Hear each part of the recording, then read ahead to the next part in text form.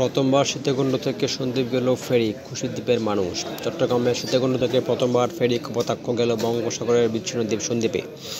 বুধবার 19 মার্চ দুপুরে এই রুটে পরীক্ষামূলকভাবে ফেরি চালু করা হয়। এই পরীক্ষামূলক যাত্রা শেষে আগামী 24 মার্চ এই রুটে ফেরি চলাচল আনুষ্ঠানিক উদ্বোধন হবে বলে জানিয়েছে সংশ্লিষ্ট সূত্রে জানা যায়, বঙ্গোপসাগরের দ্বীপ উপজেলার সন্দ্বীপে যাতায়াতের অন্যতম রুট সীতাকুণ্ড চট্টগ্রামে 18 কিলোমিটার সমুদ্রপথে ফেরি চলাচলের দাবি ছিল দীর্ঘদিনের।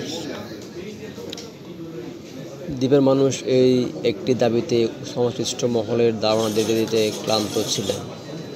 এমনি অবস্থায় সন্দ্বীপের সন্তান মোহাম্মদ ফাউজুল কবির খান বর্তমান তত্ত্বাবধায়ক সরকারের সড়ক পরিবহন সেতু উপদেষ্টা হওয়ার পর এলাকার মানুষের প্রাণের দাবিটি পূরণে সক্রিয় হয়ে নামেন।